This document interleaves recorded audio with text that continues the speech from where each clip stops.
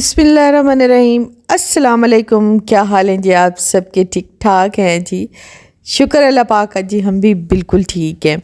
आजकल मौसम ऐसे इतना अच्छा और मज़ेदार सा है ना इतनी ज़्यादा सर्दी है ना इतना ज़्यादा गर्मी है। अच्छा, धूप में जाए ना तो वहाँ से हिलने का तो दिल ही नहीं करता। मतलब धूप आजकल बहुत ही अच्छी लग रही है।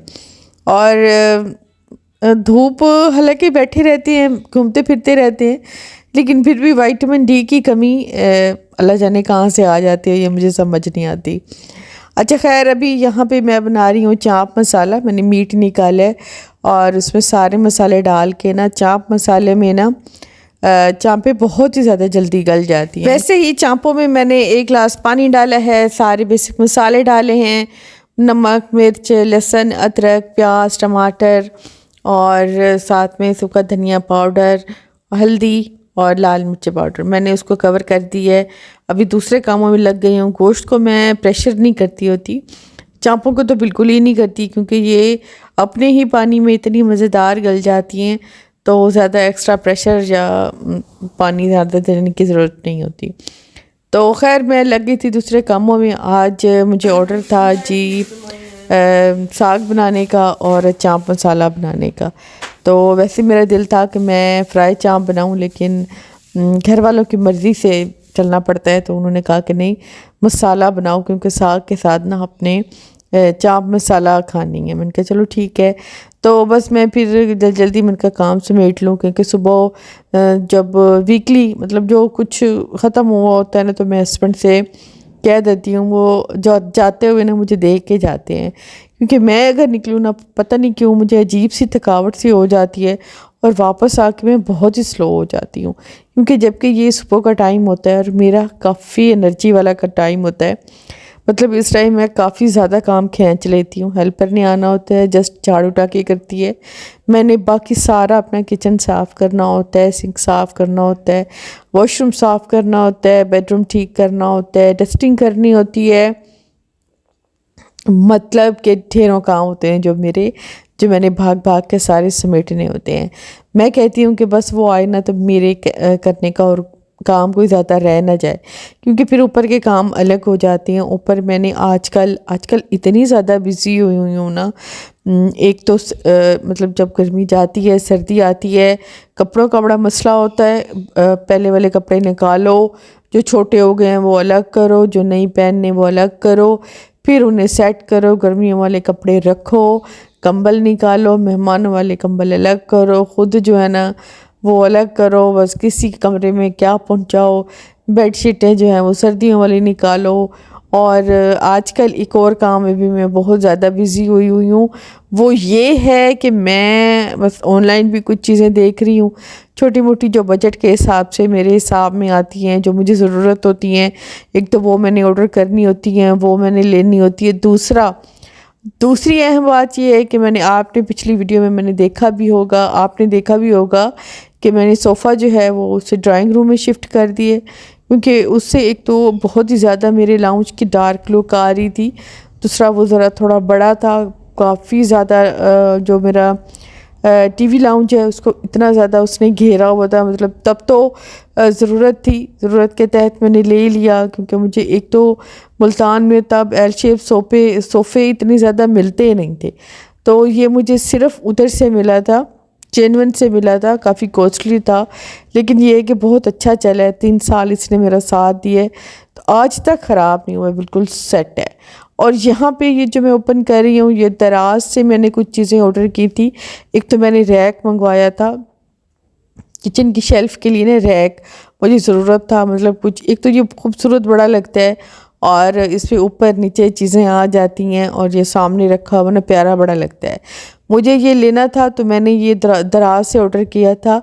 टीमों का तो हाल मैंने आपको बताया। एक तो वहाँ पे मेरे कार्ड का मसला है, मेरा कार्ड नहीं वहाँ पे चलता, और दूसरा जो है उन्होंने जब भी उन्हें मतलब ऑर्डर करने लगते हैं, जब भी उन्हें तो चीज़ों की कीमत प्राइस कुछ डबल हो जाती है।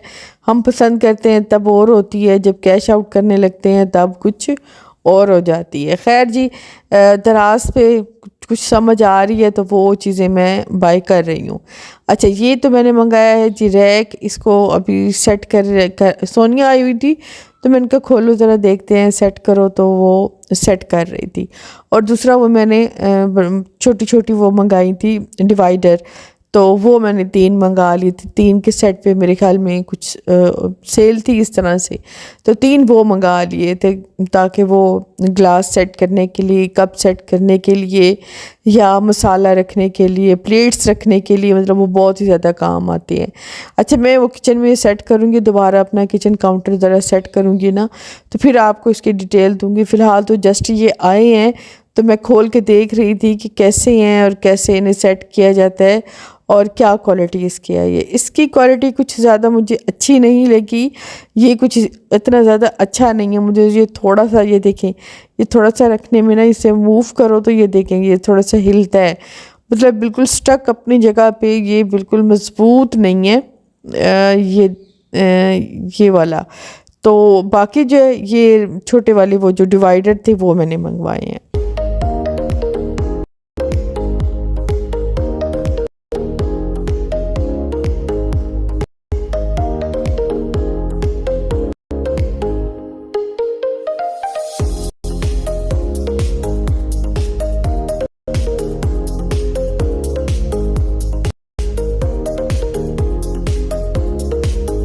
अच्छा, कुछ चीज़ें ना होती बड़ी आम है, मतलब हर जगह पे होती हैं, लेकिन ना वो लेने का दिल भी बड़ा होता है, लेकिन पता नहीं क्यों देरी हो जाती है।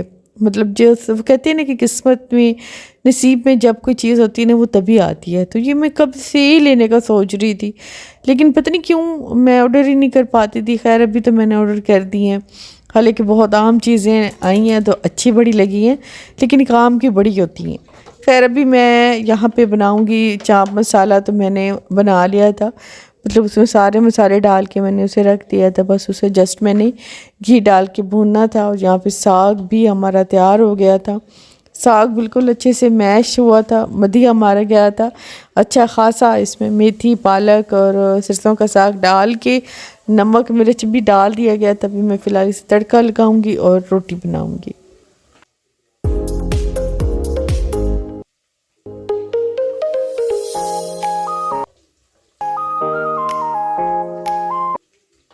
मैं हमेशा हाथ से रोटी बनाती थी, मैंने सीखी ही हाथ से थी, क्योंकि तब हमारे घर में बेलन नहीं हुआ करता था। अम्मी तो बिल्कुल देसी तरीके से रोटी बनाती थी, मतलब बस वो ऐसे ही पेड़ा उन्होंने लिया और हाथों से उन्होंने उसे थोड़ा सा बड़ा किया, जैसे मैं करती हूँ, जैसे मेरी आदत है, और उसके बाद बस मैं उसे हाथ से ही बढ़ाती हूँ और तवे पे डालती हूँ। ये तो मैंने बेलन मैंने इस घर में आके इस्तेमाल शुरू की है, क्योंकि पराठे का और उसका, तो उससे भी रोटी अच्छी बन जाती है, बिल्कुल बैलेंस बन जाती है, लेकिन हाथ से भी अच्छी बन जाती है।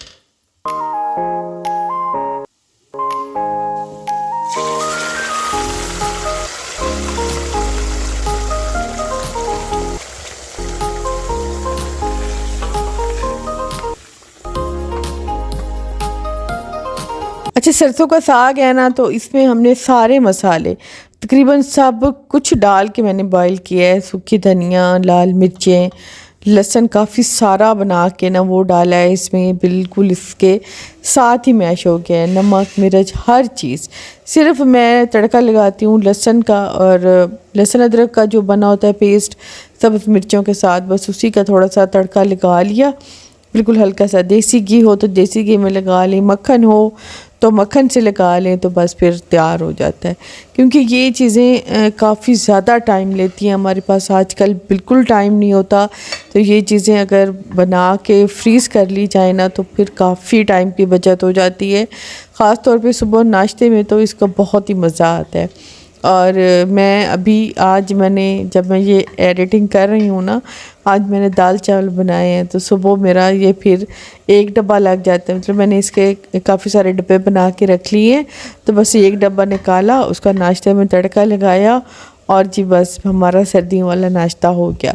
क्योंकि बाहर से मेरा बहुत ही कम नाश्ता होता है, कभी कभार महीनों में एक आध बार कभी मेरे घर चने आ गए, या कभी कभी हम बाहर चले गए और हमने कहीं से पाए खा लिए या निहारी, लेकिन अक्सर मेरे नाश्ता जो है वो घर पर ही हो रहा होता है।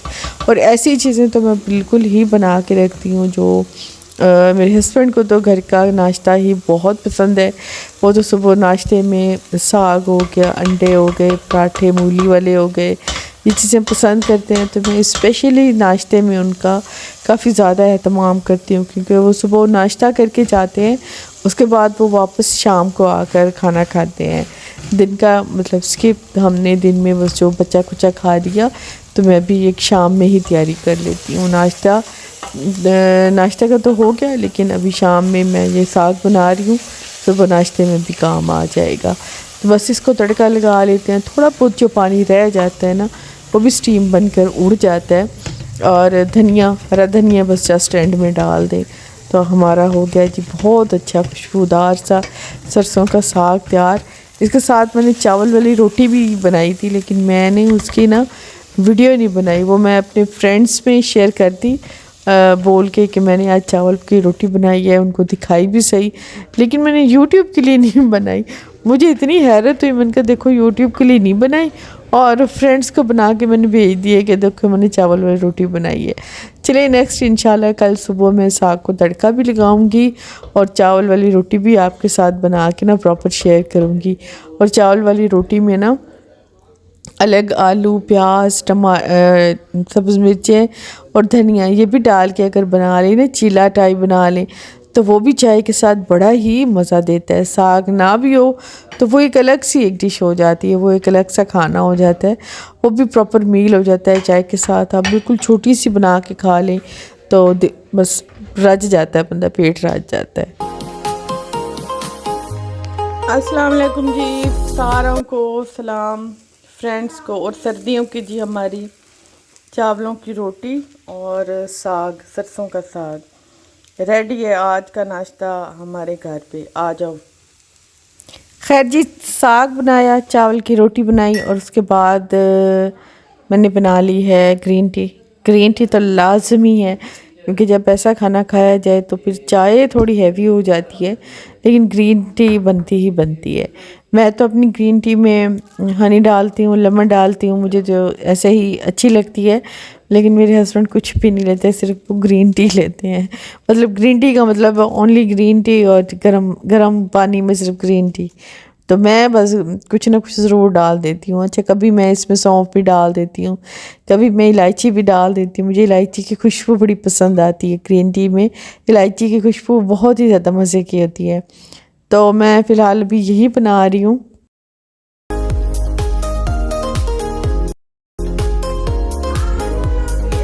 आजकल मैं एक तो इस वजह से भी ज़रा दूर हूँ व्लॉग से, वीडियो से, और बहुत ही ज़्यादा मसरूफ़ हूँ, क्योंकि मैं थोड़ी बहुत घर की सेटिंग भी मैंने करना शुरू की हुई है। अच्छा, एक तो चीज़ों की रेकी करना, मतलब शॉप से पे फिरना, ये भी एक बड़ा काम होता है, क्योंकि छोटा सा दिन होता है और हस्बैंड का वेट होता है।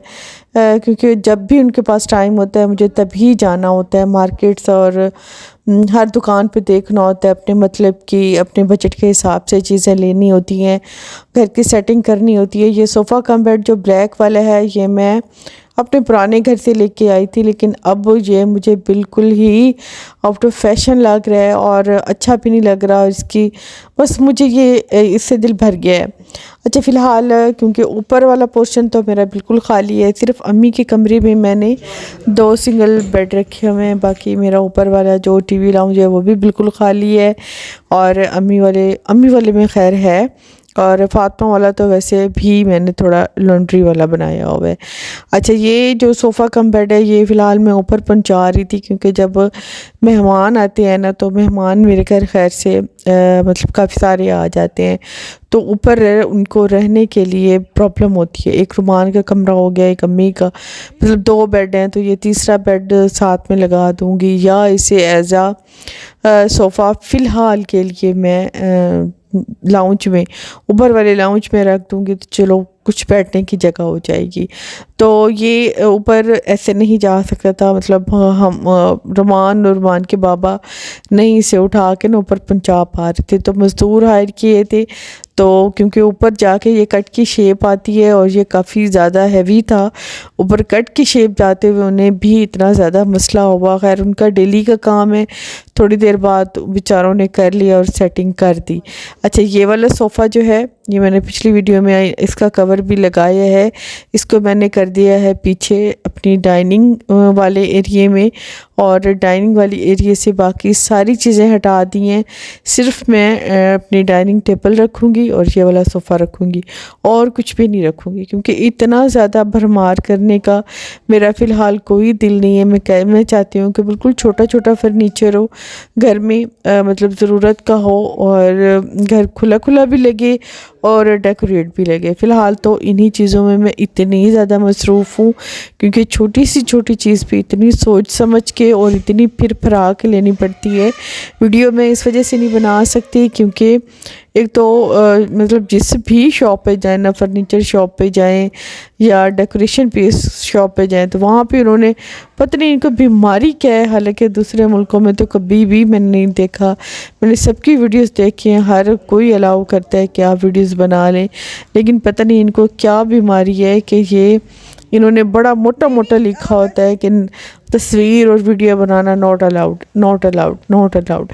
मैंने कहा इससे बेहतर है कि कोई आपसे इस तरह बात करे तो मैं वीडियो बनाती ही नहीं हूँ। तो जब चीज़ घर ले आती हूँ मैं तभी आपको दिखा दूँगी कि मैं ये वाली चीज़ ये पसंद करके लाई हूँ। फ़िलहाल तो मैंने इसे ड्राइंग रूम में सेट किया है, और इसके कवर वो मैंने पिछली वीडियो में दिखा दिए थे कि कवर मंगाए थे। अब माशाल्लाह से ये सोफ़ा यहाँ पे इतना खूबसूरत लग रहा है। अब सिर्फ इसकी रह गई है टेबल, एक अच्छी सी गोल सी छोटी सी टेबल लेके आऊँगी और ये हो जाएगा कंप्लीट। बाकी रह जाएगी मेरे ड्राइंग रूम की डेकोरेशन और सीनरीज, वॉल डेकोरेशन, ये चीज़ें रह जाएंगी। तो ये थोड़ी थोड़ी हैं, ये मैं अब स्टार्ट कर दूँगी।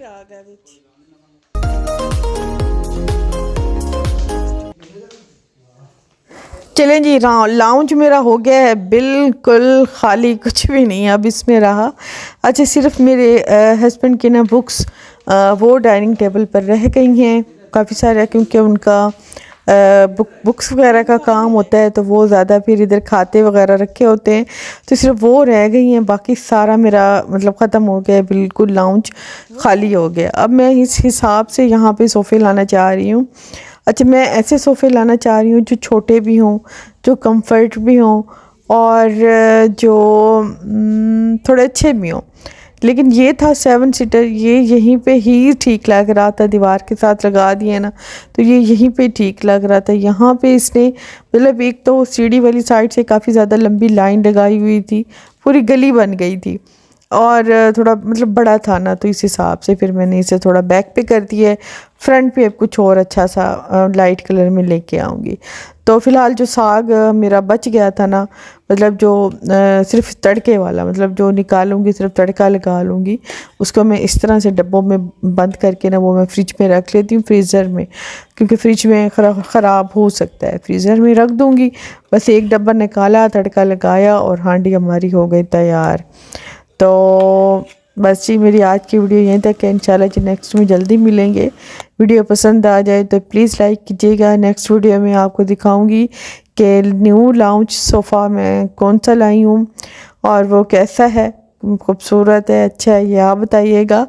तो नेक्स्ट वीडियो में इंशाल्लाह जल्दी मिलेंगे। वीडियो मेरी पसंद आ जाए तो प्लीज़ लाइक कीजिएगा। थैंक यू जी, अल्लाह हाफिज़।